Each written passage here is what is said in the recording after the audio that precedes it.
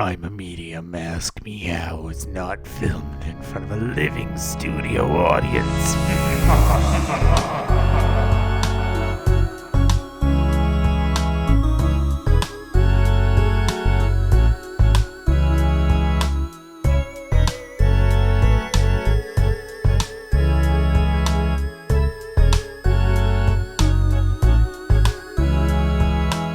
We best friends, but we love talking about dead people. We're gonna laugh and we'll cry. Well, Dana's gonna cry a little bit. We got love bombs all over the place. And let's not act like Matt isn't gonna cry a little bit. But we're also gonna cuss. So if that doesn't resonate, turn the fuck around. Yeah, we're gonna drop some fuck bombs. But we also wanna share our experiences and knowledge about mediumship. So sit down, get comfortable, and remember, You are the light of 100,000 suns. You are the light. and enjoy.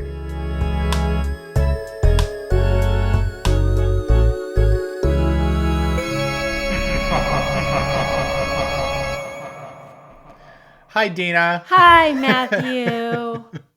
Welcome back to another episode of I'm a Medium. Ask me how. Logan killed it with that music. Muhaha. I love the intro music. And it's Halloween. And it's Halloween. It's the spooky ooky season of, like, I call it gay Christmas because I love Halloween. I love it. Well, speaking But of which, you know what? speaking of spooky ooky Halloween, we have a Yeah. playlist Yes. that we're going to put in the show notes on Spotify because you and I love a playlist. I love a good playlist. My life could evolve around music, and I'd be completely okay with Yeah. it. Yeah. We Yeah. love a good playlist. So, Should we do one for Christmas? I don't know. well, you are just going to have to make sure you're subscribed. Subscribe. Hit the bell notification if you're on YouTube. Hit that, like it, subscribe it, do all that stuff. Anywhere podcasts are available, you know. Yeah. I've been working on this pitch here. No, we haven't really. This is all natural. But Matt and I mean, we didn't really do up the spooky. I mean, Matt's background is far more like prepared than mine is. I really kind of pulled it together at the last minute with the I tools. like it, though. I got 2 skulls. Well, I got skulls on my sweater. I'm going to start calling you Scully. Well, oh shit. You know what I forgot Dana to Scully. Oh! All right, Actually, I forgot to tell you this. So I know we talk like 20 times every single day, but I forgot to tell you I Okay. went to the doctor. And, Okay. and they diagnosed me with scoliosis. I quit. You can find somebody else to co-host this. You just lost your co-host. Scoliosis. You're terrible. Dana, I gotta direct this ship because it's gonna go down like the Titanic if you're in charge of scoliosis. Okay, so let's talk about today's topic because I feel like this, especially around Halloween, like a majority of this, and I'm going to say stuff because I was going to say shit, but I don't want to disrespect some of it because some of it's actually really good, comes up a lot more around Halloween. Oh, yeah. Right? Because it's spooky, ooky, right? But I don't think people realize that you can use this stuff year round. It's an accentuation. It's called I'm a Tool. That's this week's episode. I'm saying it right now, so Logan from IT can't be like, this is a better title. Yeah. Logan loves to rename our title, and he has great titles. He has better titles than I ever will, but I just want to be a tool for this episode. I'm a tool. Well, and tools can be really helpful in spiritual work. And we are definitely not here to put down any kind of spiritual tools. No. Listen, I'm a girl who loves decks. Like, I got that big deck energy. Like, I don't know if you guys are watching on YouTube. Are you okay? For those of you at home listening to the pod, she just smacked her hand on her desk really hard. This is why you should subscribe to YouTube. Yes. I love tarot decks. I love Oracle and tarot decks. Yeah. There's no shame in like using tools in connections or whatever. It can help, right? And sometimes people use crystals and different things like that. But one thing that Matt and I really try to empower people with is understanding that all of that, even as much as I love my tarot cards, this is just paper. It's just paper. Yeah. Well, we got to remember all these things that we use, like tarot cards, dowsing rods, pendulums, Ouija boards. What is it that the person's doing with it? Where is it going on the person's body? A majority of the time. Dana. Hands. So that means it's an extension of you. Mm-hmm. It is an extension of your psychism, mm-hmm. as they say in the biz, your psychic work, right? So like pendulums, it's just an extension of your hand, your body, your aura, your ability. And I think that sometimes, Dana, I don't know, correct me if I'm wrong, girl, it can become a codependency issue like none other. Absolutely. Right? Or there's fear around some of it where I'm like, we'll get there. Or we feel like we can't connect without these mm-hmm. things, right? Mm-hmm. So there's either fear connected to it, or we feel like I can't get a connection to spirit without doing these things, or without my cards. Yeah. And when it comes down to it, we're the biggest tool. I'm a tool. Baby, I'm a tool 24/7. Sorry. I like calling myself a tool. So can I tell you a story? Can I be vulnerable? I would love it. All right. So when I first started my developments back in a metaphysical shop, right? And you learn, you live, you learn, you love, right? Then you get the diapers. But there was a crystal, and I had an amethyst crystal, and it was about the size of my palm. And I just created something, and this is something I did to myself. Nobody told me, like, you have to have this crystal. But I started to notice when I'd get fire readings, I was playing with it in my hand, and I was like, oh, it's got to be the crystal. Oh, it's got to be the amethyst. Oh, so I would literally freak the fuck out if I did not have this crystal in my hand, and I would pack it with my sage in this little satchel, and then I would sage it, and then I'd leave it out on the windowsill so it could charge. And I'm like, this is a lot of work. But one day I forgot that fucking crystal, and I freaked the fuck out. I was like, I can't read, and I went through the entire metaphysical store to find another amethyst. But I became codependent on it, and I'm the first one to admit, like, you don't need that. And so then I had given a fire reading that night without it because they didn't have an amethyst that met my standard. Well, and we all know Matt has high standards. I'm a picky bitch, Dana. We know this. This isn't curved enough for me. It has to have the right But really, curve. It's got to fit in your hand, and it's got to have a feeling to it, right? It didn't resonate with me, as they say in the biz part 2. But it literally crippled me, where I just thought I couldn't do it. But I gave a fire reading without it, and then I was like, well, what else is possible? So I got rid of it. I got rid of it. It's still in my house. Like, I still have it. And I have it for sentimental reasons now, where I'm like, I love you because you were with me from the beginning, but you are not a thing that I need. I need myself.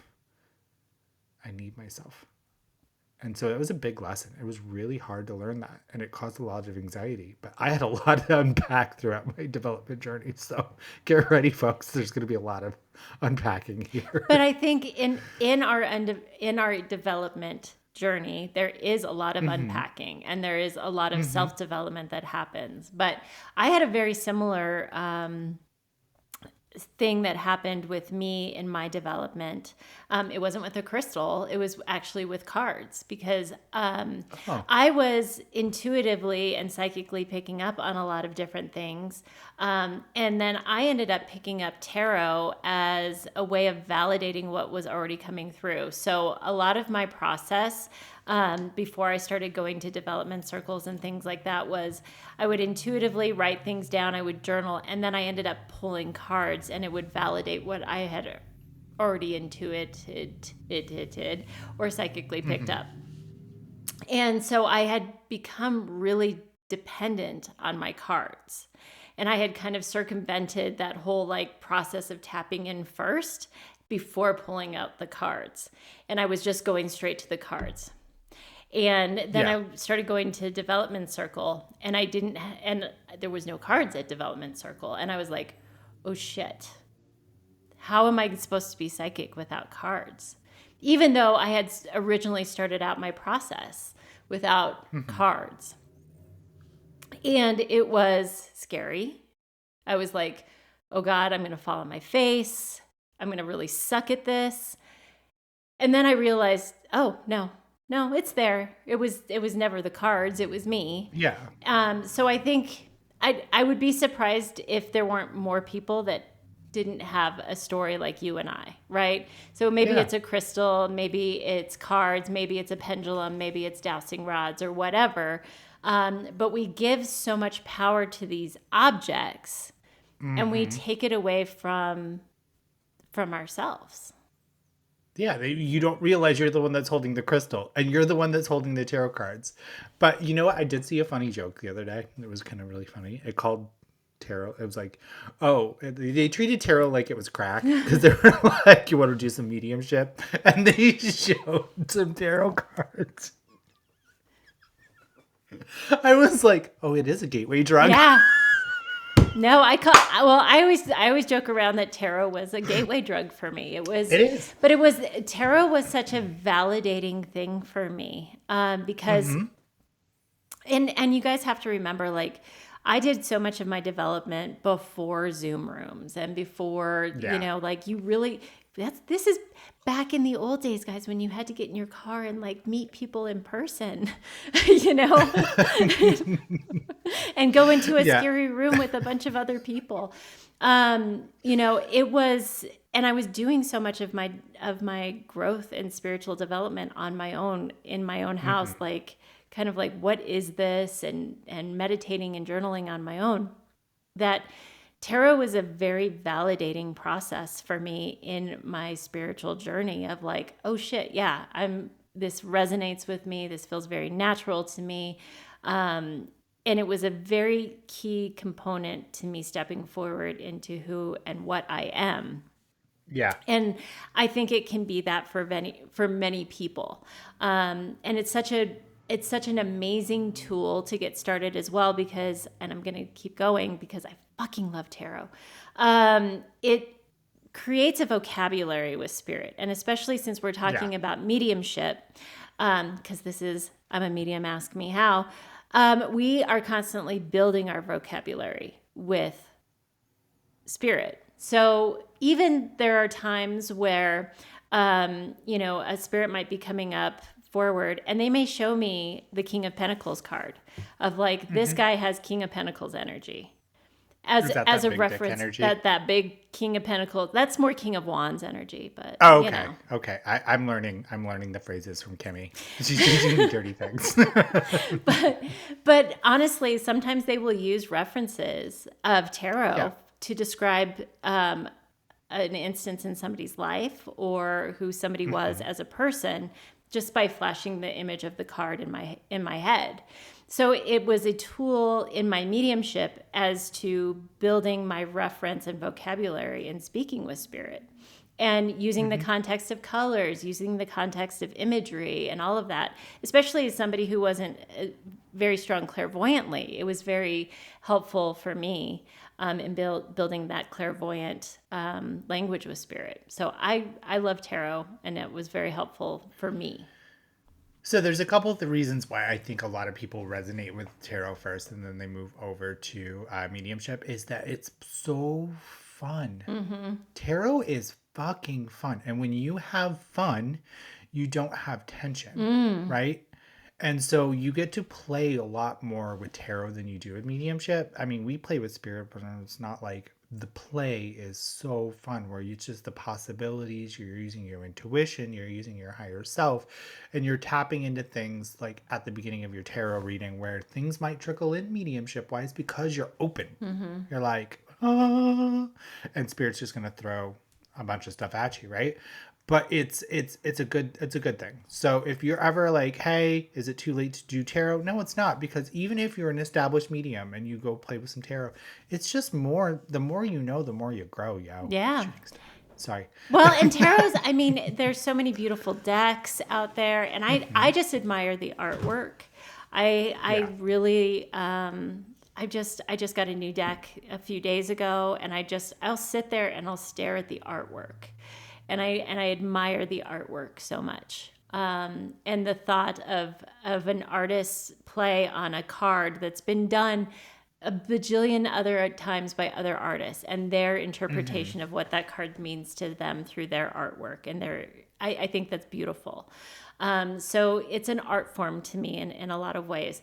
But there was something that you really touched base on that I really want to return back to, and it's that returning of fun and why we use tools, because it brings the pressure off of us, because God forbid we make a mistake, right? That's that ego slipping in again. And we put so much pressure on us, especially in development or even as professionals, to always be right or always deliver this fire reading or whatever. If we have a tool or something to lean on that makes us feel a little more comfortable, and it takes the pressure off. So it does make it more fun, but it also takes the pressure off, which again releases tension, which is huge in delivering an amazing mediumship reading. Yes, and symbolism in the cards, you kind of touch base on it a little bit. Like I communicate with spirit very direct. I'm like, say what you mean what you say, right? But some mediums, like with that little vocabulary, this means this, and this means this, and this means this. I'm like, I can't do that. Yeah. I'm like, go direct. But you're not the only medium that I've ever spoken to that said, that's what they show me. And this card means this, and I understand that because when you see it, because you're memorizing the card. Well, you're memorizing the meaning. But it's interesting, like, not every King of Pentacles card means the same thing to me. Like, one deck, a King of Pentacles means this, and in another deck, it means another thing. So, I'm not a very symbolic reader either.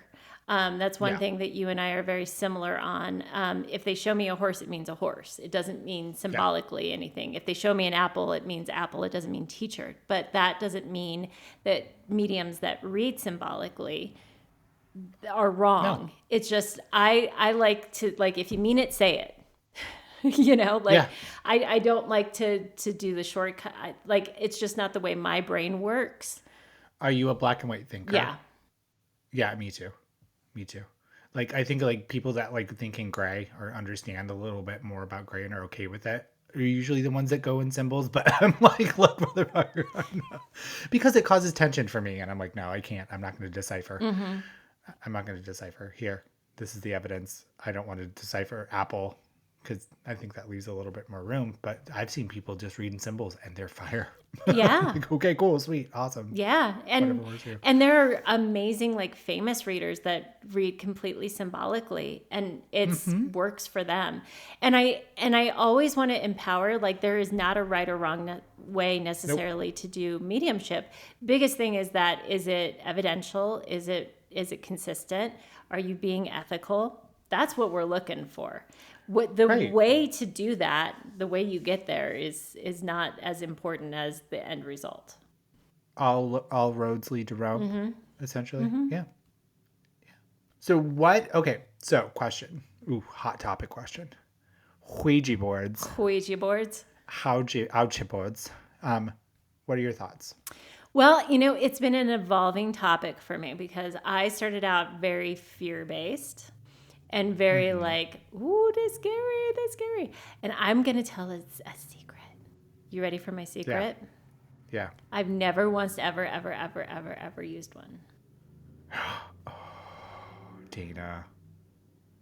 Okay. But I'm not scared of them anymore. Secret. Okay. So secret trip.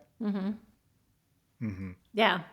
There's secret trip. There's a secret trip coming where Matt and I are going on a secret trip that you guys will figure out eventually. It's going to be awesome. But you stay tuned. But secret trip, I'm bringing one. Would you be down? Yeah. Would you be down? Yeah. Stop it right now. The puns. All right. So yeah, no, for sure. I think there's a lot of fear. A lot of fear around a piece of cardboard. And I'm telling you, I'm going to get real. It drives me nuts. It's literally a piece of cardboard that we're investing a lot of fear into. Right. And I think that if you believe in Ouija boards, great. And if you don't believe in Ouija boards, great. But if you believe the devil comes out of the Ouija board, please go stop watching The Exorcist. Because I can tell you from the evidence, it's just a tool. It's just something that you can use to validate evidence. Right. So it doesn't open portals. It doesn't close portals. If you don't say goodbye, that it's not, because I always say this. Every medium that walks this earth is a walking Ouija board, because we're communicating with the spirit. We don't know who this person is.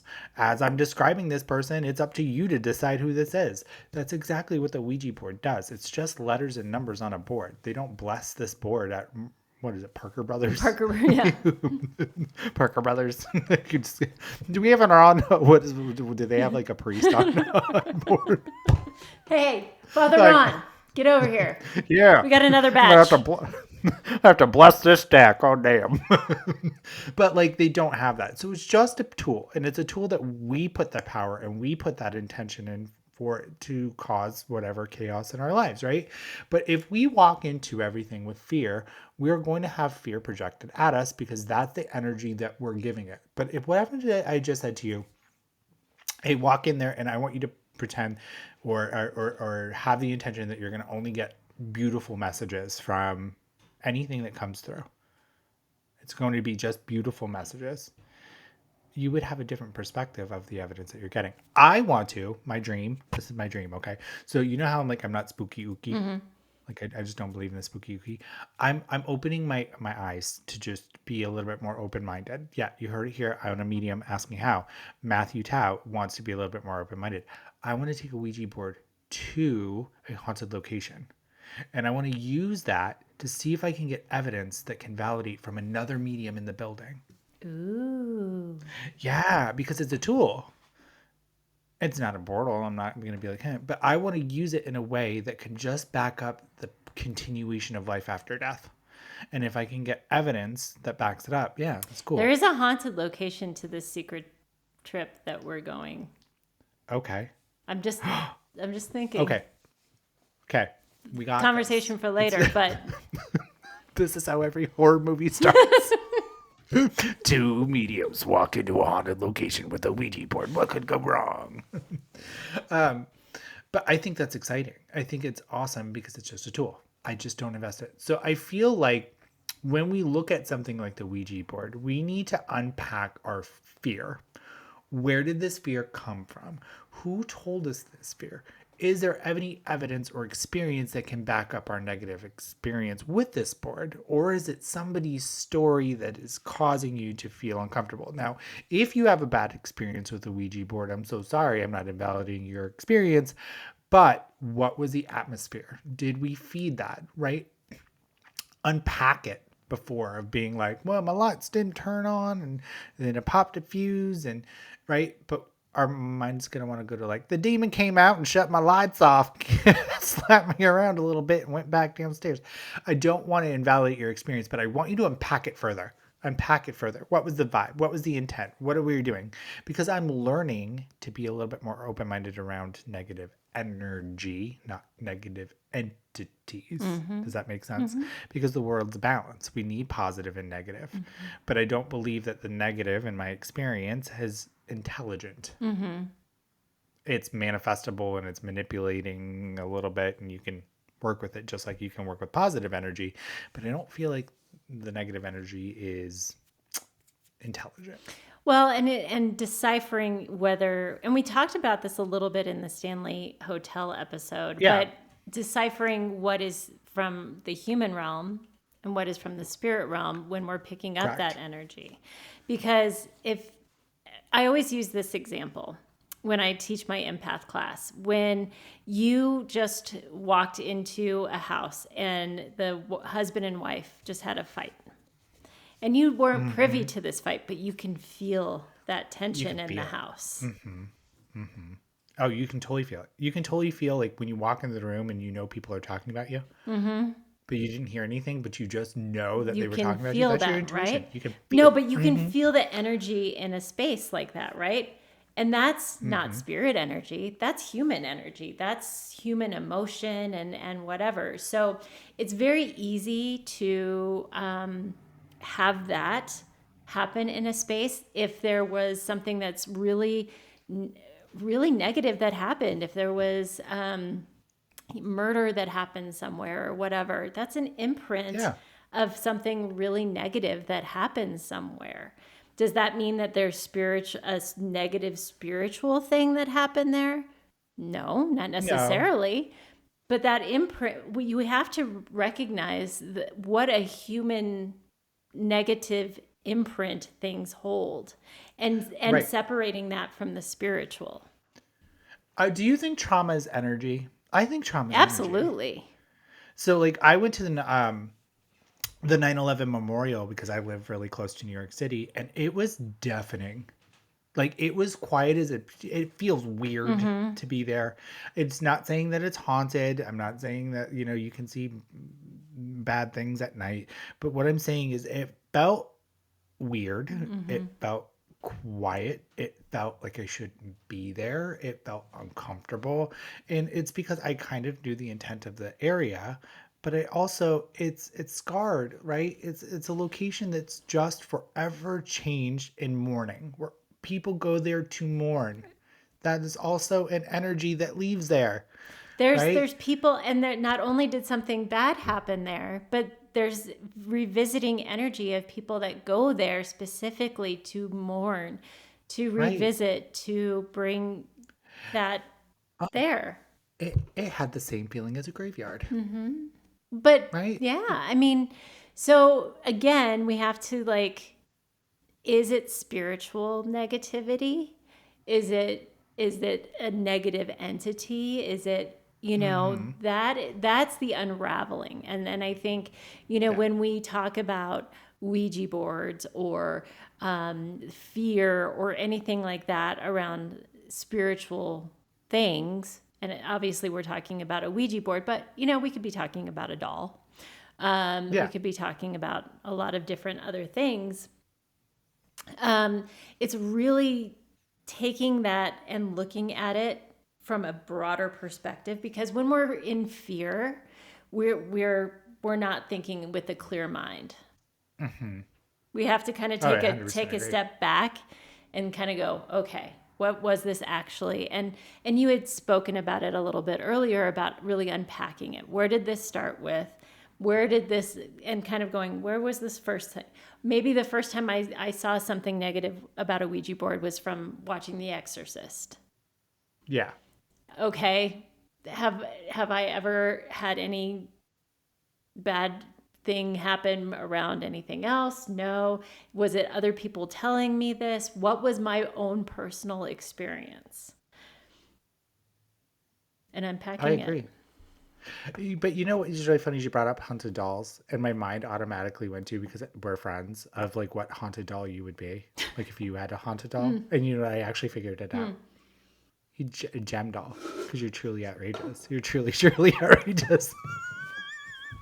I wish that I knew that we were going for haunted dolls. I think you would be She-Ra. I totally would. I'd be like, I have the power. But you know what's really funny? Crystals, all that stuff, Dana. She-Ra. I'd be Malibu Barbie, because that's the only way I'm gonna get a mansion. Okay, I'm sorry. But it's like, okay, so Mike, baby, I got the Malibu beach house, baby. All right, so you want to see my rods, Dana? Okay, so if you're listening to the pod, we just pulled out dowsing rods, and so I was gonna sing helicopter.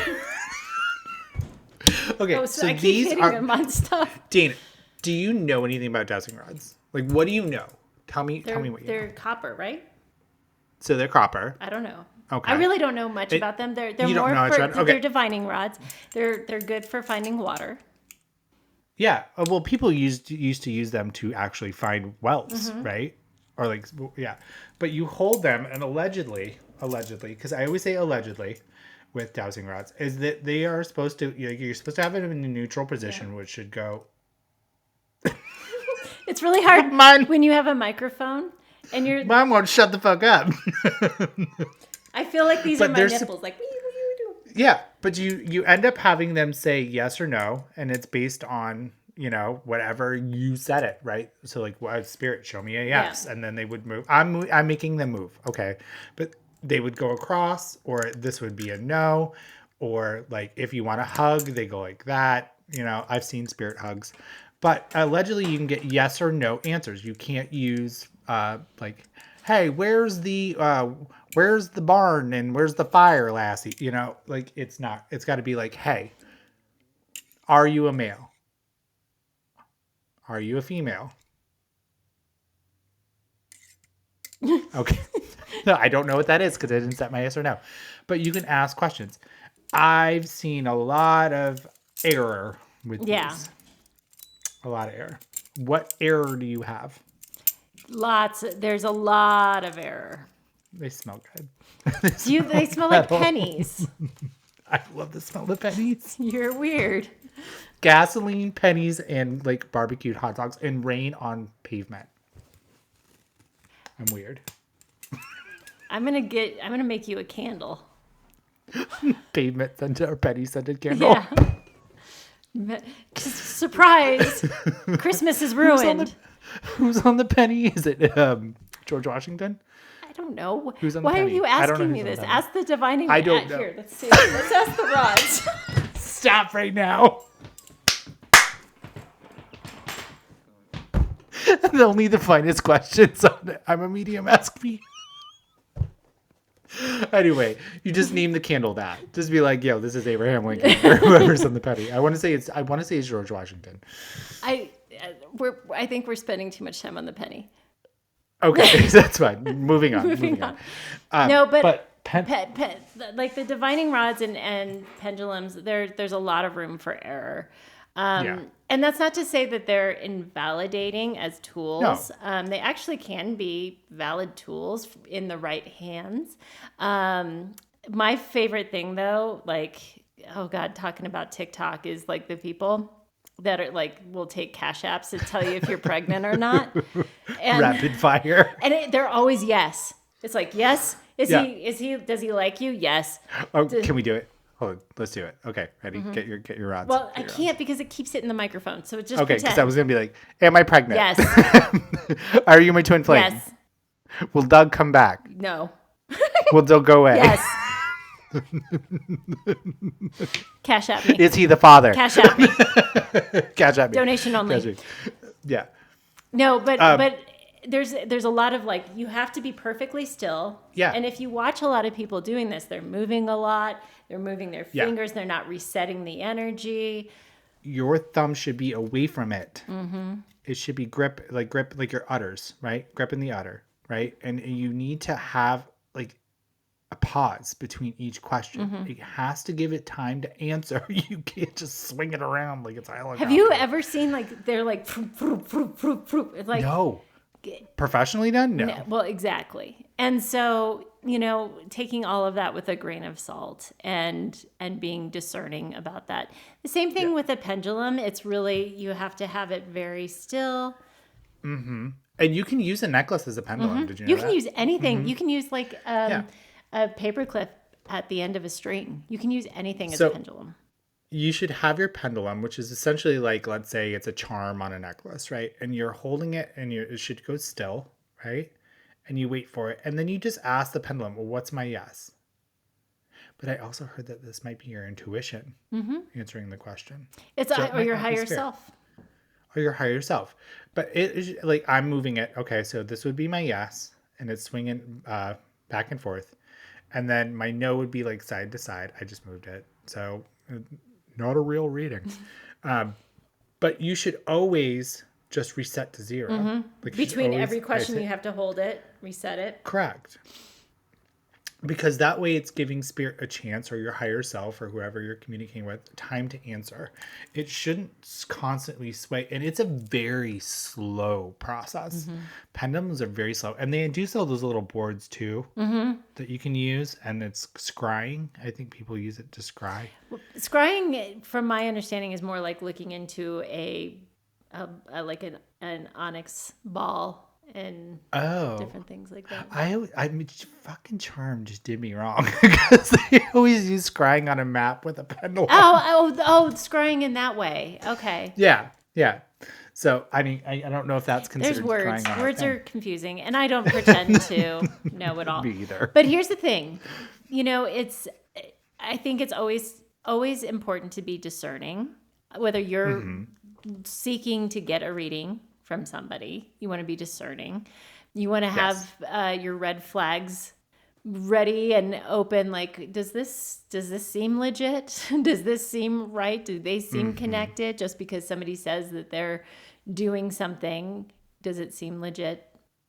Paying attention to that. If it's something that you're trying on your own, you want to test it out. So, Matt just had his pendulum out. So you want to test it out and you want to actually have it out, or your dowsing rods. You want to ask it a question that you know the answer to and see if it answers it correct. So you're going to say, show me what yes looks like. Show me what no looks like.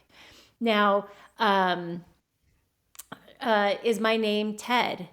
Now you're going to look for it to show you that no. If it's not answering you right, you can't really expect it to answer your psychic question correctly, right? So, there's a lot that goes into it, and there should be some resetting and checking of it throughout the process. So you should be checking that throughout, and just like asking a few psychic questions and then asking another question like, am I a girl? Okay, it's still ringing true. Okay, I'm going to continue asking questions. So we should be checking. If you guys decide to use something like dowsing rods or a pendulum down the road, you should be checking stuff and validating stuff throughout with things that you already know to double check your answers. Integrity is all you have. So if you can keep everything on, as what my grandmother likes to say, the up and up, the more you keep it on the up and up, the more it's validatable evidence that you're doing what you're claiming you're doing. And that is not a bad thing to keep just saying, I need my integrity to be there, because integrity in this work is all we got. And I think for the audience, this is entertainment only, right? So you never want to invest that much concrete, like 100% of a pendulum reading or a Ouija board or life choices, a dowsing rod. You've got free will. So it's entertainment only, folks. Like, mediumship is a little different because we're going direct to spirit. But even with that, take it with a grain of salt. Everything does not need to be set in stone. You have every choice in this life to make the choices that you need to make for yourself. Don't ever let a psychic say that it is the be-all, end-all outcome of anything. So will Todd come back to you? Girl, if you want Todd there and you put in the work to get Todd there, cool. If you don't want Todd there, don't. But Todd has free will. And so do you. I love it. So do you. Well, and here's the thing too. I always have to say this. And you had mentioned like mediumship is a little bit different because we really work hard to make sure we're bringing evidence after evidence after evidence. And I think we've mentioned it on the podcast, but I always shoot for 80%. And there's always like room for me as the human to get involved and misinterpret something wrong, or for my brain to get in there, or whatever. It happens. I'm a freaking human. Sorry, y'all. But everybody is human that does this work. And if anybody ever professes to be anything other than that, that's a huge red flag. And you leave and you run away. That's ego. Well, here's the deal too. My 80% might be higher because we're throwing, think about this, Dana. Think about this. We're throwing names and dates and times and colors of eyes and shirts when you were 11 and parks that you lived in with this relative. That is a lot of information in a scary small amount of time, and I don't expect you to remember it because my 80% might be actually 85 or 90, right? And the 10% might be me. But there's factors that we got to remember of, like, psychic amnesia is a real thing. And I never want to force something on somebody, but I'm going to hold space of being like, maybe 10% is you and 10% is me and 20% is pretty good. Yeah. It makes me feel better. And who wants to be perfect and right all the time? Well, I do. I'm a Virgo. Well, I know you're a Virgo, but that seems boring. No, to I me. know. I know. He's right. I actually have a lot of grace. If you know me personally, I joke around about being a Virgo, but I think I have a lot of grace for a lot of things. Just not myself. You're a Virgo in many ways. But being right is not a Virgo trait that you've got. No, I really, I think that but I say that to you all just because if you are listening to this podcast because you like to get readings, I want to empower you to take what resonates and leave the rest. If you are developing, I want you to not be so hard on yourself when you get a no or something isn't fitting. I want you to be able to learn how to navigate that no. That's something really big that Matt and I work with people in our development circle that we run every Tuesday. If you are a professional, I want to just empower you to continue on because we as professionals, it's something we deal with all the time. So whyever you are listening to this podcast, I want to just bring that little nugget of information to you because I think it's really important. I think that there tends to be this like we have this ability to touch the intangible, which we do, but that doesn't make us superhuman. Oh no, not at all. And just because somebody says that they're a psychic medium or they're psychic or they're this or they're that doesn't mean that they're better or whatever. Trust your gut, trust your own discernment, and you get to leave whatever on the table that you want to. 100%. And I think that's the beautiful thing about what resonates with you and what lights you up and what doesn't. You have quoted this for me many a time. Now I'm like saying Dana Willey. If it's not, if it lights you up and it's a hell yes, great. If it doesn't, hell no. And you don't need to force anything that somebody says to you to be a hell yes. So That's right. Well, my sweet Dana, that was such an awesome episode. Yeah. I hope you put a lot in your toolbox. Yeah. Well, Matt, and I say this to you with so much love. You are such a tool. Mama, I made it. And to all of you, I'm a wrench. You guys are tools too. Yeah, everyone's a tool. No, but honestly, believe in yourself. And there's no shame in using things to help in your development. No. And if they bring you joy, but don't become overly dependent on them. They're here to assist you. They're here to put some tread on your tires if you want to use them. But in the end, spirit works through you. And you hold the power. And don't go through an entire crystal collection at a metaphysical store to try to replace the crystal you left at home. Life lessons. Yeah, life lessons. All right. Well, that being said, you're in our hearts. We love you all and live your best life. And Dana, take it away. You are the light of 100,000 suns. You are the light. We'll see you next time. I thought you were going to say you are the light of 100,000 candy skulls. It's the scoliosis. We love you. Bye. Bye.